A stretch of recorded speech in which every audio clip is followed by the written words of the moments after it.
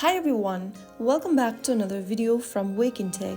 Today in this video, I'm going to show you how to download YouTube Music on your iPhone.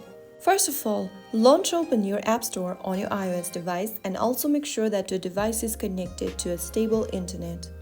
Now tap on the search icon at the bottom right and go to the search bar at the top and type in YouTube Music. From the search result, look for this application from Google and tap on the Get or the cloud icon from the page.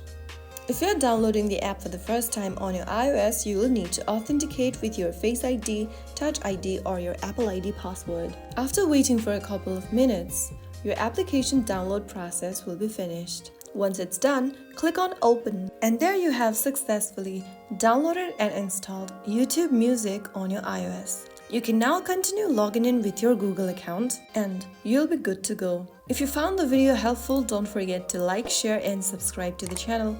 I will be back again in the next video. Thank you for watching.